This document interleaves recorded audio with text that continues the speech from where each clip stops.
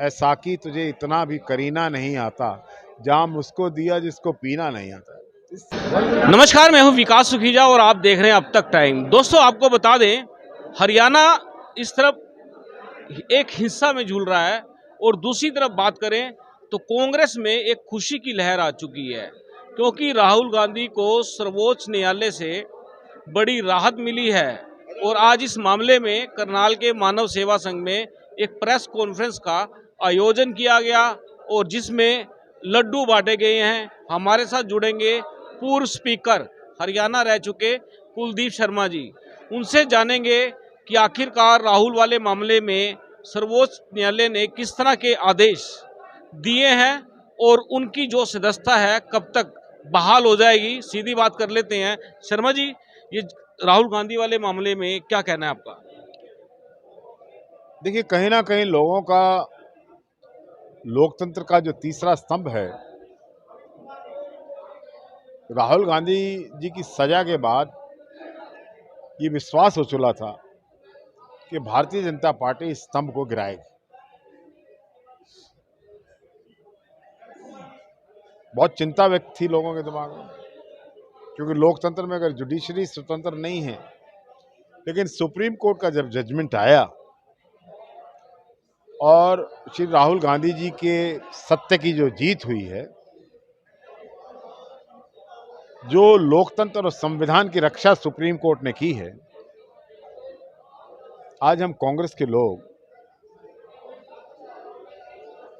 जहां आप देख रहे हैं बड़ी ऊर्जा प्रेरणा के माहौल में इस निर्णय का स्वागत कर रहे हैं, वहीं मेरा देश के माननीय लोकसभा के अध्यक्ष श्री ओम बिरला जी से निवेदन है कि जिस बुलेट स्पीड से आपने राहुल गांधी की सदस्यता को रद्द किया था, अब माननीय सर्वोच्च न्यायालय के निर्णय के बाद उसी स्पीड से उतनी तत्परता दिखाइए, बल्कि उससे ज़्यादा फास्ट हो जाइए, क्योंकि ये लोकतंत्र का सवाल है। उनकी सदस्यता को बहाल कर अपना निर्णय सुनाएं। शर्मा जी, लोकसभा अध्यक्ष ही करेंगे बहाल या सर्वोच्च न्यायालय से आदेश भी आ सकते हैं? अगर ये नहीं करेंगे तो सर्वोच्च के न्यायालय से आदेश आएंगे, वरना मुझे लगता है कि ठीक है, इनको बड़ा भारी एम्बैरेसमेंट है, बहुत भारी इनको तकलीफ है बीजेपी को, तो वक्त लगाने की कोशिश करेंगे, हर तरीके से न्यायालय के फैसले को स्कर्ट करने की कोशिश करेंगे, लेकिन कानून कानून है। शर्मा जी, कानून की बात कर रहे हैं, कानून के आप ज्ञाता भी हैं, हम भी ज्ञाता हैं। धारा 144 लगी हुई है, उसके बावजूद भी आज बड़ी संख्या में कार्यक्रम हुआ है, क्या कहना चाहेंगे? ये कार्यक्रम धारा 144 कहाँ लगी हुई है? गलियों में लगी होती है, किसी के घर में नहीं लगी होती। सार्वजनिक स्थान पे ये सार्वजनिक स्थान है भी नहीं, ये एक हॉल के अंदर का स्थान है और यहाँ पर कोई 144 नहीं लगी हुई। और 144 लगा दो, राहुल गांधी की जीत, सत्य की जीत पर हम लड्डू बांटेंगे, जरूर बांटेंगे, और जहाँ ये धारा लगी हुई है वहीं जाके बांट देंगे। ये नूह के मामले को लेकर लगी है, जो नूह में हुआ, जो हिंसा हुई है, इसके बारे में आपको क्या लगता है? क्या आप लोगों ने एनालाइज किया? देखिए, नूह की हिंसा में एक स्पष्ट संदेश निकला कि सरकार के नकारात्मक रवैये,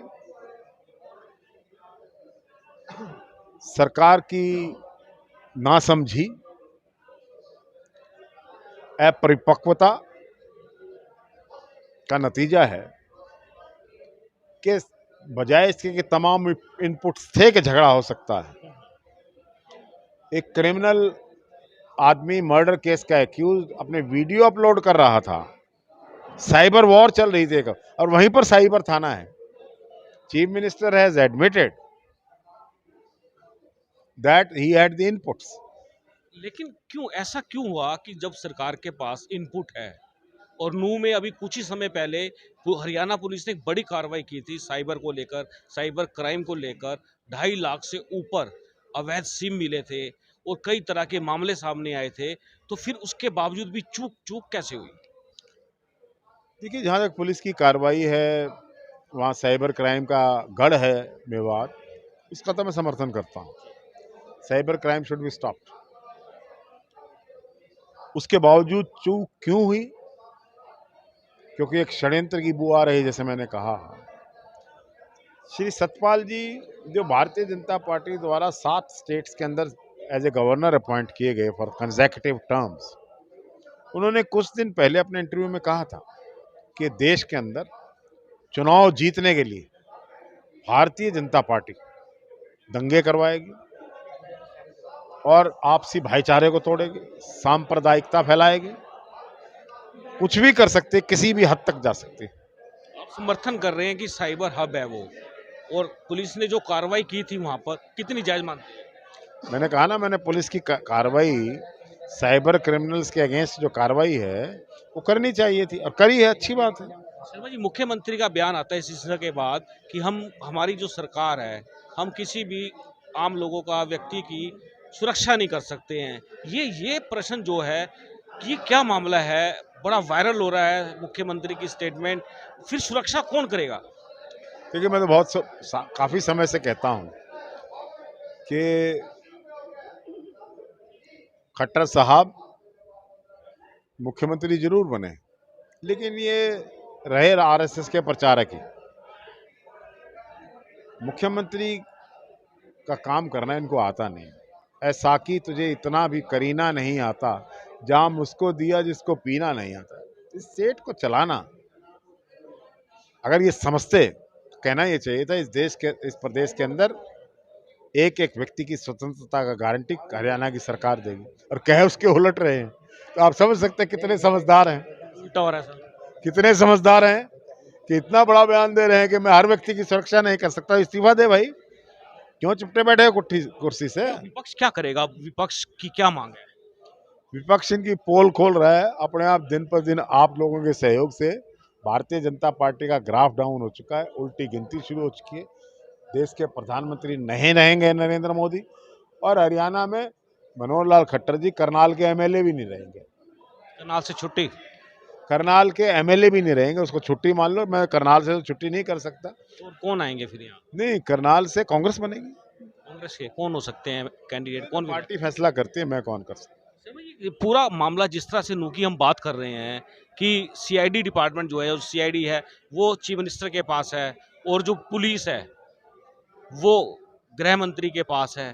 कहीं लगता नहीं कहीं इन दोनों का आपस में कोऑर्डिनेशन की वजह से इतना बड़ा कांड हुआ? मैं तो बहुत दिनों से कह रहा हूँ कि भारतीय जनता पार्टी के लोग चीख चीख कर हमारे बारे में बात करते हैं कि भी कांग्रेस में फूट है। फूट तो इनमें है। हरियाणा का सरदार पटेल का मुखौटा लगाए हुए गृह मंत्री कहते हैं मुझे पता ही नहीं, मेरे पास तो कोई इनपुट था नहीं। तो ऐसा बिना नाक कान आंख का गृह मंत्री हैं, उन्होंने खुद कहा है, मैं नहीं कह रहा। मैं तो उनका बहुत सम्मान करता हूं, लेकिन उन्होंने कहा बिना सीआईडी के गृह मंत्री बिना नाक आंख कान का है। तो जब वो है तो मैं क्या कर सकता हूँ। मोनू मानेसर की बात कर रहे थे आप कह रहे थे कि वो पहले से मामलों में आरोपी है, लेकिन हमारे पास जानकारी आ रही है कि उसको क्लीन चिट मिल चुकी है, जिस तरह से वो मीडिया में सामने आकर स्टेटमेंट दे रहा है। वो आपकी जानकारी कहाँ से आ रही है मुझे नहीं पता। मीडिया से आ रही है पूरी। नहीं, he is an accused with the Rajasthan police in a case under section 302. He is an accused in another 302 case and media can access him. Rajasthan की पुलिस पकड़ने आई, आज खट्टर साहब कह रहे हैं ले जाओ इसको पकड़ के, बेशक हम नहीं रोकेंगे। इन्होंने पर्चा दर्ज किया था उसके खिलाफ। राजस्थान की police registering A case against another state police when it के पुलिस तो बचा रही है। He is a criminal who should be arrested, why is not being arrested? Sharma, इस मामले की अगर पूरी बात करें, is it not a failure of law and order? उस समय तो ये बात उठी नहीं। फिर किस टाइम? जब ये मामला हुआ कि राजस्थान पुलिस के खिलाफ हरियाणा पुलिस ने मुकदमा दर्ज कर लिया मोनू मानेसर वाले मामले को लेकर। कितनी बार उठी है, अखबारों में अनेकों बार आया है। राजस्थान की गवर्नमेंट की स्टेटमेंट है। FIR has been produced on a national channel by the Congress Chief Minister, former Chief Minister Bhupender Singh Hooda. This is the copy of FIR which the government of Haryana registered against the police of Rajasthan when they came to arrest this man, this criminal, this murderer. आप क्या मानते हैं कितना नुकसान हुआ है हरियाणा को, economically बात करें, और क्योंकि लोगों की जान भी गई है। ये मायोपिक, काफी बड़ा मतलब मायोपिया होता है ना, आंख में मोतियाबिंद हो जाता है, दिखाई देना बंद हो जाता है। दूरदृष्टि होनी चाहिए सरकार की, सरकार के नेता की और मुख्यमंत्री की। गुड़गांव हरियाणा का हब है, मिलेनियम सिटी है, इंडिया का सिग्नेचर सिटी है। हरियाणा का सबसे ज़्यादा रेवेन्यू वहाँ आता है। उसके आसपास सुरक्षा रहनी चाहिए, उसके आसपास माहौल बनना चाहिए, उसके आसपास शांति रहनी चाहिए। इस बात को भूल गए वोटों के लालच में कि वोट मिलेंगी, दंगे करवाओ, सब कार्रवाई हो रही है। एसपी पहले ही छुट्टी पे चला जाता है और उसके बाद ये बहुत बड़ा षड्यंत्र है सरकार का। क्या इसकी क्या जांच की मांग करते हैं किसी तरह की? इसकी जांच की मांग नेशनल चैनल पर हमारी सेंट्रल लीडरशिप ने कर दिया। हाई कोर्ट के सिटिंग जज द्वारा इंक्वायरी होनी चाहिए, लेकिन यहाँ कितनी इंक्वायरी करा लो। यहाँ आरक्षण आंदोलन की भी तो इंक्वायरी की थी, वो एक ऑफिसर आए थे, कहाँ है वो रिपोर्ट? क्यों नहीं रखी गई सदन के पटल पर? शराब घोटाले था है, शराब घोटाले की भी शराब घोटाले की भी चीफ मिनिस्टर ने कहा था रिपोर्ट आते ही 1 हफ्ते में रख दूंगा। 10 साल हो गए।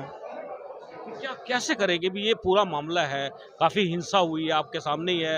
एक धार्मिक यात्रा के ऊपर भी अटैक हुआ। सिटिंग एंड इंडिपेंडेंट जज of the high court should monitor an inquiry by an independent agency. Haryana police can not bring out the truth. किसी और पुलिस के पास जाना चाहिए। नहीं, किसी और के पास क्यों कहें हम? Let the inquiry be conduct से बाहर let the inquiry be conducted under the auspices, guidance, monitorship of a high court sitting judge. Congress कुछ नया करने जा रही है, जिस तरह से अभी पता लगा है कि कांग्रेस का एक नया अभियान चलने वाला है, वो क्या है? 9 तारीख को भारतीय जनता पार्टी के प्रधानमंत्री ने कहा है विदेश की मिट्टी उठाओ और ये कहो भी देश को एक रखेंगे, शपथ उठाएंगे, देश को मजबूत बनाएंगे, देश के प्रति श्रद्धा की शपथ उठाएंगे। हम भी उठाएंगे, देश को मजबूत बनाएंगे। क्या सांप्रदायिक ताकतों को भगाएंगे, देश के अंदर भाई से भाई को लड़ाने वालों को भगाएंगे। कहने का मतलब ये है भारतीय जनता पार्टी को भगाएंगे, इस चीज़ की कसम हम मिट्टी उठाकर 9 अगस्त को लेंगे। क्विट बीजेपी मूवमेंट चला। पूरे हरियाणा में चलेगा? सारे देश में चलना चाहिए। पूरे देश में? यस। राहुल गांधी की यात्रा क्विट बीजेपी मूवमेंट तो थी, गए नहीं है बीजेपी से। आज जो बीजेपी कांग्रेस मुक्त और विलुप्त करने की कोशिश में थी, कहती थी, प्रधानमंत्री कहते थे कांग्रेस मुक्त भारत, वो सारे समस्त दक्षिण भारत से मुक्त हो चुकी है। दक्षिण मुक्त बीजेपी भारत कुछ भी नहीं है। शर्मा जी, पूरे मामले को लेकर क्या अपील करेंगे हरियाणा के लोगों से? क्योंकि हरियाणा के बहुत से जिलों में तनाव काफी है इस समय भी। हरियाणा के लोगों से ये अपील करूंगा, बीजेपी के इस चुनावी खेल को समझें, भाईचारे को ना बिगाड़ें, शांति व्यवस्था रखें, जिम्मेदारी से काम करें, और जो सरकार ये कहे कि हम किसी की सुरक्षा नहीं कर सकते, उस सरकार को इस्तीफा दे देना चाहिए। नहीं दे तो उसको पलटने का अभियान चलना चाहिए। विधानसभा में उठेगा मामला ये? निश्चित रूप से विधानसभा की दीवारें चीख चीख कर बोलेंगे। आपने मुझसे बात किया, बहुत धन्यवाद। Thank you sir.